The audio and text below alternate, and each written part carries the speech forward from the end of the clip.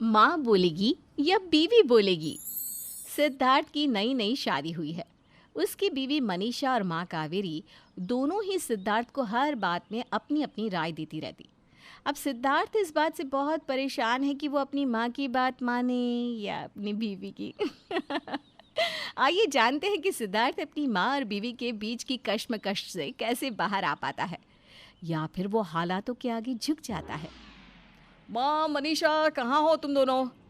मेरे लिए नाश्ता लाओ, मुझे ऑफिस के लिए देर हो रही है। सिद्धार्थ के ऐसा कहते ही मनीषा और कावेरी उसके लिए नाश्ता ले आती हैं। ले बेटा, मेरे नाश्ते में तेरे लिए आलू के पराठे बनाए हैं, तुझे पसंद है ना? कावेरी की बात सुनकर मनीषा जल्दी से बोल उठती है। माँ जी, आप ये आलू के पराठे क्यों बनाती हो? आपको पता है ना ये स्वास्थ्य के लिए कितना हानिकारक है। इससे फैट बढ़ता है। नाश्ता तो हेल्दी होना चाहिए, जैसे मैंने बनाया है ये दलिया। अरे बहू, इस दलिये से क्या पेट भरेगा? और आज तक मेरा बेटा मेरे हाथ के आलू के पराठे खाकर ही बड़ा हुआ है। ना तो इससे कोई हानि हुई है और ना ही इसका कोई फैट बढ़ा है। माँ जी, ये ज़रूरी तो नहीं कि सिद्धार्थ जो गलती बचपन से करते आए हो वो गलती अभी भी दोहराते रहे। सिद्धार्थ, आप ये सारी बातें छोड़िए और दलिया खाइए। बहू, गलती तो तू कर रही है। सिद्धार्थ को ऑफिस के लिए देर हो रही है और तू इसे खाना खाने नहीं दे रही। अरे परेशान मत करो उसे। बेटा ले, पराठे खा ले। नहीं, दलिया। नहीं, पराठे। अरे चुप रहो आप दोनों, मुझे नाश्ता ही नहीं करना, मैं ऑफिस में ही कुछ खा लूंगा। इस तरह सुबह सुबह सिद्धार्थ की माँ और बीवी के झगड़े के कारण उसे बिना नाश्ता किए घर से जाना पड़ा। शादी के बाद सिद्धार्थ को समझ में आया कि बीवी और माँ के बीच में वो फंस कर रह गया है। एक दिन सिद्धार्थ ने कहा, मैं नई कार लेने की सोच रहा हूँ, लेकिन समझ में नहीं आ रहा कौन सी लूँ। अरे बेटा, कार के बारे में मुझे ज़्यादा नॉलेज तो नहीं, लेकिन तुम ना सफ़ेद रंग की कार लेना, वो रंग मुझे बहुत पसंद है। अपनी सास की बात सुनकर मनीषा जल्दी से बोल पड़ी, नहीं सिद्धार्थ, काले रंग की कार लेना। मुझे हमेशा से ही काले रंग की कार बहुत पसंद है। रॉयल लुक देती है काले रंग की कार। नहीं बहू, सफ़ेद रंग से दिमाग में शांति मिलती है। सिद्धार्थ बेटा, तुम सफ़ेद रंग की ही कार लेना। नहीं काली। नहीं सफ़ेद। नहीं काली। माँ मनीषा, चुप रहो आप दोनों। अब बच्चों की तरह क्यों लड़ रही हो? सफ़ेद वाली, काली वाली, क्या ये सब? जा रहा हूँ मैं और अपनी मर्जी से ही कार लेकर आऊँगा।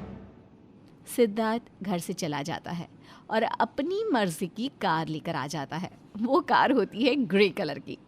जब मनीषा और कावेरी उस कार को देखती हैं तो बेटा, कार का रंग तो ये भी बुरा नहीं लग रहा, लेकिन सफ़ेद कार होती तो बात ही कुछ और होती। हाँ सिद्धार्थ, वैसे ग्रे कलर भी सुंदर है, लेकिन काले रंग का मुकाबला कहाँ कर पाएगी। मुझे यही रंग पसंद आया तो मैंने यही रंग ले लिया। अच्छा हो या बुरा, ले लिया बस। अब इसी तरह सिद्धार्थ की जिंदगी चक्की के दो पार्टों के बीच पीसने लगी। वो अपनी माँ की बात मानता तो उसकी बीवी बुरा मान जाती, और अगर बीवी की बात मानता तो उसकी माँ को बुरा लगता। इसी तरह सिद्धार्थ के दिन बीतने लगे और एक बार कावेरी का भाई किशन उनके घर आया। अरे भैया, कैसे हो आप? बहुत दिनों बाद याद आई बहन की। मैं ठीक हूँ, तुम बताओ तुम कैसी हो? सच कहूँ तो तुम सबको बहुत याद करता हूँ, बस घर की जिम्मेदारियों के चलते कहीं आना जाना नहीं हो पाता। अब आ ही गए हो तो 2-4 दिन रुक कर जाना। 2-4 दिन तो बहुत होते हैं, मैं शाम को निकल जाऊँगा। अच्छा, सिद्धार्थ कहाँ है? बुलाओ उसे। अरे वो तो ऑफिस गया है, अभी फ़ोन करती हूँ, आ जाएगा। तब तक आप चाय नाश्ता कर लो। थोड़ी देर बाद सिद्धार्थ आ जाता है। किशन और सिद्धार्थ काफ़ी देर तक बात करते हैं, लेकिन सिद्धार्थ किशन को आज कुछ बदला बदला लगा। किशन ने उससे पूछा, क्या हुआ बेटा, आज कुछ परेशान लग रहे हो? क्या बताऊँ मामा जी, ऐसा लग रहा है कि मुझे शादी ही नहीं करनी चाहिए थी। मैं तो शादी करके फंस गया। क्यों, क्या हुआ? बहू अच्छी नहीं है क्या? झगड़ा करती है तुमसे? नहीं, झगड़ा तो नहीं करती, लेकिन माँ और मनीषा की एक ही चीज़ को लेकर अलग अलग राय होती है। माँ कुछ बोलती है तो मनीषा कुछ और बोलती है। अब समझ में नहीं आता माँ की बात मानूं या मनीषा की।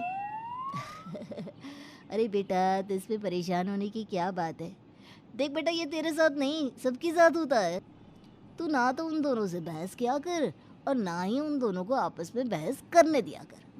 बेटा, तू तो बस उन दोनों के आगे झुकना सीख ले। वो दोनों जो भी बोले तुम दोनों की हाँ में हाँ मिला दिया करो। मामा जी की ये बात सिद्धार्थ को ठीक लगी। अब अपनी माँ और बीवी की वो हर बात मानने लगा। एक दिन सिद्धार्थ ने अपनी माँ और मनीषा से कहा, मेरे ऑफिस की 6 दिन की छुट्टी है, मैं सोच रहा हूँ कहीं घूमने चले। हाँ बेटा, सही फैसला किया है तुमने। अच्छा, हम ऐसा करते हैं, नैनीताल चलते हैं। नहीं सिद्धार्थ, नैनीताल तो मैं कई बार गई हूँ, इस बार गोवा चलते हैं।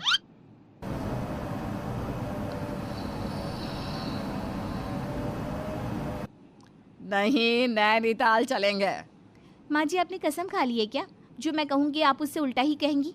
मुझे गोवा जाना है, बस मैं गोवा ही जाऊँगी। अरे तू नैनीताल घूम कर आई है तो इसमें मेरी क्या गलती?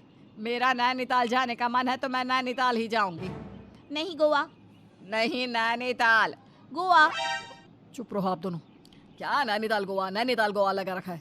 मेरी 6 दिन की छुट्टी है, 3 दिन नैनीताल में रहेंगे और 3 दिन गोवा में। सिद्धार्थ ने ऐसा ही किया। वो 3 दिन नैनीताल में रहा और 3 दिन गोवा में। इस सब के चक्कर में सिद्धार्थ का बहुत पैसा भी खर्च हो गया। ऐसे ही एक दिन सिद्धार्थ अपनी माँ और बीवी के साथ शॉपिंग करने गया। वो अपने लिए शर्ट देख रहा था, तभी मनीषा ने कहा, सिद्धार्थ, आपने ये स्काई ब्लू कलर की शर्ट खरीदो, आपके ऊपर बहुत अच्छी लगेगी। नहीं सिद्धार्थ, ये लाल वाली खरीदो, ये तुम पर बहुत अच्छी लगेगी। दोनों की बात सुनकर सिद्धार्थ ने कहा, मनीषा माँ, इससे पहले कि तुम सबके सामने मेरा मजाक बनाओ और लड़ना शुरू कर दो, मैं ये दोनों ही शर्ट खरीद लेता हूँ। अब सिद्धार्थ ऐसा ही करता। जब भी उसकी माँ और बीवी में किसी बात को लेकर बहस होती तो वो उन दोनों की ही बात मान लेता। इस वजह से उसके पैसे भी ज़्यादा खर्च होते और समय भी बर्बाद होता। लेकिन घर में शांति बनाए रखने के लिए ये सब भी तो ज़रूरी था। अब तो घर के खर्चे ज़्यादा बढ़ने लगे। माँ, इस महीने घर में खर्चा बहुत ज़्यादा हो गया है। अब तुम्हें थोड़ा संभालना होगा क्योंकि सैलरी आने में टाइम है। अब बेटा, मैं कहाँ फालतू के खर्च करती हूँ। वो तो जब से तेरी बीवी आई है तो इसी की बात मानता है, इसलिए इस बार घर का बजट बिगड़ गया। माफ़ करना माँ जी, अगर आपके बेटे मेरी बात मानते तो घर का बजट सुधरता, बिगड़ता नहीं। वो तो बेचारे हमेशा अच्छे बेटे होने का फ़र्ज़ निभाते हैं और आपकी बातों में आकर गलत फैसले लेते हैं। बहू, तुझे शर्म आनी चाहिए ऐसा बोलते हुए।